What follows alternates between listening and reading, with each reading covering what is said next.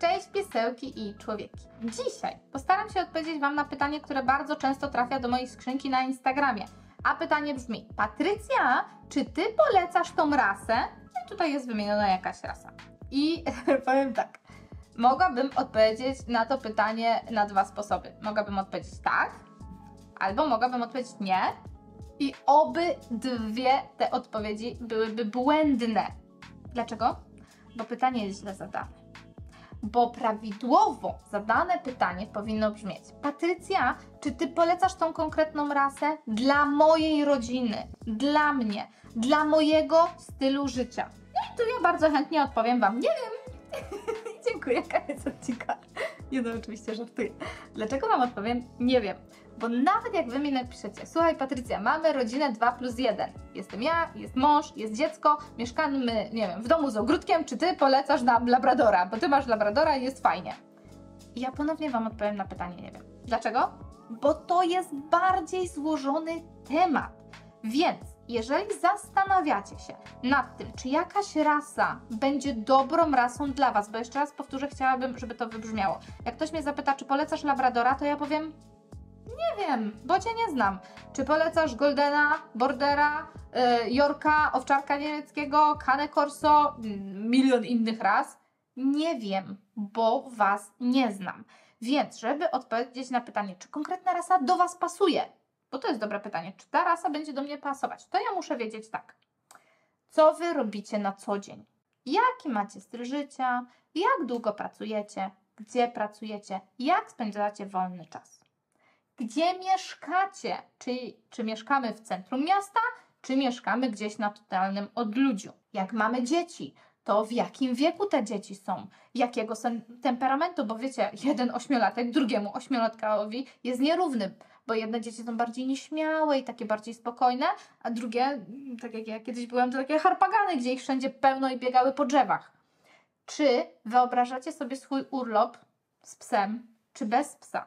Czy macie gdzie tego psiaka komuś zostawić? Czy mieszkacie na 4. piętrze, czy mieszkacie na parterze? Bo w zależności od tego, jakiego dużego chcemy mieć psa, no to jednak to 4. piętro bez windy może stanowić problem wtedy, kiedy na przykład nasz pies jest duży, ciężki, a ja go muszę dźwignąć po schodach. Czy my mamy jakieś problemy zdrowotne? Bo mi notorycznie zdarzają się takie sytuacje, że ktoś mnie pyta o psiaka, który ma, nie wiem, 20-30 kilo i non-stop ciągnie na smyczy, bo szybciutko urósł szczeniak, a myśmy nie zdążyli nad tym popracować, a ktoś ma na przykład problemy z kręgosłupem, problemy z poruszaniem się, problemy z, nie wiem, z barkiem i nie jest w stanie wychodzić z tym psem na spacer. Albo ktoś ma inne zwierzęta, bo mamy na podwórku kury, albo w domu fretkę, albo 3 inne bezdomne koty, które się tutaj gdzieś tam przyplątały i postanowiliśmy je uratować, a teraz zażyczyłam sobie mieć teriera. Jakie mam doświadczenie w wychowywaniu psów?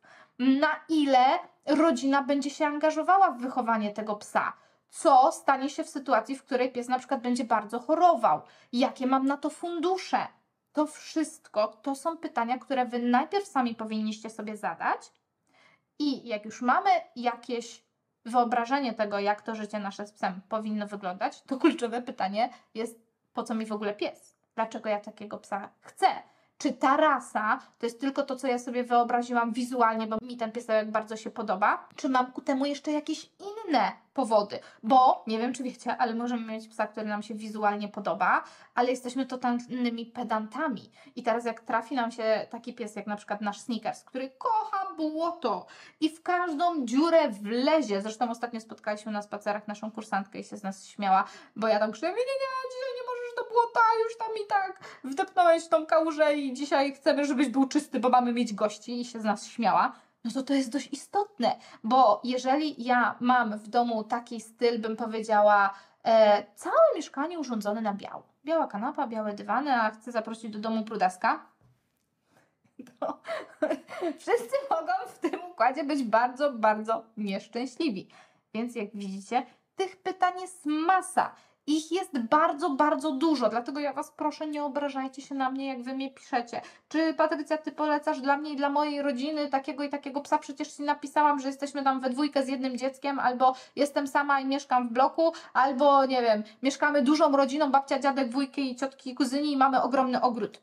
To jest dla mnie za mało informacji, bo ja chciałabym Wam doradzić w temacie konkretnej rasy pod Wasz styl życia. I na co dzień, i urlopowy, i w dni wolne. I teraz, jak Wy siądziecie sobie z kartką i z długopisem, albo z rodzinką przy stole, przy pysznym obiadku i zaczniecie sobie tak debatować nad tą konkretną rasą, wiedząc, jakie cechy temperamentu ma ta konkretna rasa. I w odniesieniu do tych cech temperamentu odpowiecie sobie bardzo szczegółowo i dokładnie na te pytania, o których ja przed chwilą wspomniałam, to trochę sam ten obraz się wyklaruje, czy ta rasa będzie dla Was ok, czy nie będzie dla Was ok. A nawet jeśli nie, no to wtedy możecie się do mnie zgłosić. Ale niestety nie przez Instagrama, czy tam, nie wiem, nawet w mailu, tylko poprzez konsultacje online. Ja nie bez powodu takie konsultacje online pod tytułem Wybór rasy prowadzę. I wtedy te wszystkie pytania mogę Wam zadać. Wtedy, jeżeli Wy macie jakieś wątpliwości, mówicie, dobra, słuchaj, ja, nie wiem, mieszkam blisko lasu, ale w związku z tym, że mieszkam blisko lasu, a chcę mieć na przykład wyżła, to czy to jest dobry pomysł, bo mamy inne zwierzęta wokół i sarenki nam przychodzą pod ogród i czy ten pies nie zwariuje? Albo mając w domu właśnie jeszcze takie zwierzaczki, to czy mogę zaprosić do domu teriera? Albo jakiego wybrać psa? Bo przecież zdaję sobie sprawę z tego, że nie znacie wszystkich ras psów. Ja też nie widziałam wszystkich ras psów. No, mam duży ogląd tej sytuacji, ale zdaję sobie sprawę z tego, że to nie jest tak, że znamy wszystkie rasy psów i na przykład mi powiecie, słuchaj, mam 6-7-latka w domu i chciałabym, żeby mój syn uczestniczył w wychowaniu tego psa. Bardzo uczestniczył w wychowaniu tego psa i teraz mniej więcej na jaką rasę powinnam się zdecydować, żeby to miało sens, żeby to miało ręce i nogi. Ja chętnie Wam na takie pytania odpowiem, tylko ja muszę dużo o Was wiedzieć. I to ma być dialog. To nie ma być tylko tak, że ja powiem ten i ten. Ja bym chciała, żebyście Wy mi też powiedzieli, na co zwracacie uwagę, co jest dla Was ważne, a co nie jest ważne, bo jak mnie czasami ktoś pyta, jakie wady ma konkretna rasa, albo jakie zalety ma konkretna rasa, to mi ciężko odpowiedzieć na to pytanie, bo ludzie są różni i dla każdego z nas niektóra wada może być jednocześnie zaletą. I na odwrót, na przykład są osoby, które lubią, jak jest w domu głośno i lubią, żeby pies alarmował, że coś się dzieje. Więc szczekający pies dla kogoś takiego może być zaletą. A dla mnie, która na przykład lubię ciszę i spokój, szczekający pies to będzie wada, tak? Mamy psa, który na przykład non-stop chce pracować z człowiekiem, bo jest rasą pracującą.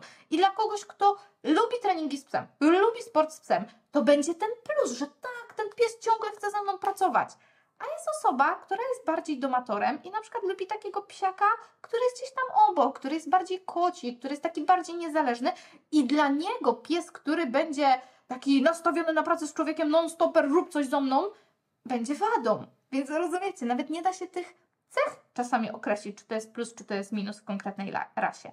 Dlatego na konsultację oczywiście zapraszam. Wszystkie linki oczywiście znajdziecie tutaj na dole. Jak już sobie konsultację zakupicie, to po prostu do mnie dzwonicie, umawiamy się.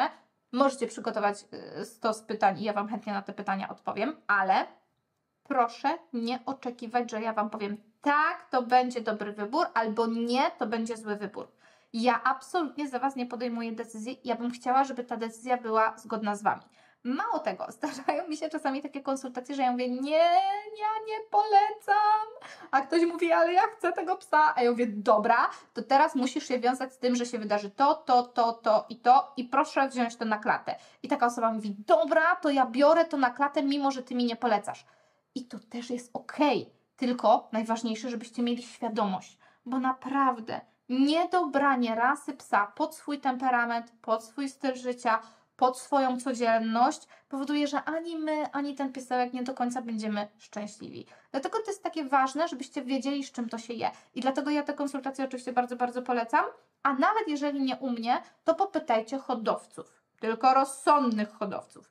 Popytajcie ludzi na spacerze, którzy mają takiego psa. Idziecie na spacer, widzicie, o, ktoś idzie z takim pieskiem. Zapytajcie, jak to było, jak był szczeniakiem, jak to jest teraz, jakie są problemy, jakie są plusy. Tylko nie jednej osoby, żebyście nie robili takiej sytuacji, że moja koleżanka ma takiego słodkiego pieska i ta rasa jest taka idealna i ten piesek jest taki idealny, więc ja chcę tą rasę, bo to jest tylko jeden egzemplarz. Fajnie by było, żebyście podpytali kilka osób, bo oczywiście konkretna rasa ma konkretne jakieś tam cechy, ale to nie jest powiedziane, że ten pies waszego wujka, cioci, znajomej, koleżanki, jak wy sobie taką samą rasę do domu weźmiecie, to będzie taki sam. To nie musi wcale tak być. Więc to jest taki temat dłuższy, ale na pewno na spokojne przemyślenie, zadanie sobie wielu pytań, być może mi, być może hodowcy, być może znajomym i wtedy na spokojnie podjęcie decyzji. A jeżeli w ogóle zastanawiacie się, jak tą decyzję podjąć i właśnie jaką rasę wybrać, jak to mniej więcej szukać, jak podejść do tematu, czy chcę szczeniaka, czy chcę dorosłego psa, czy to ma być właśnie pies rasowy, czy może jakaś hybryda, czy może jakiś kundelek, no to taki film też nagraliśmy tutaj. Jak wybrać psa dla siebie. Ja ze swojej strony polecam i tak jak mówię, jeżeli potrzebujecie konsultacji, zapraszam, a jak nie, to porządny research w internecie w temacie konkretnej rasy. A jak Wam ktoś powie, polecam albo nie polecam, to no, moje zdanie znacie. Tyle ode mnie na dzisiaj. Smell you later.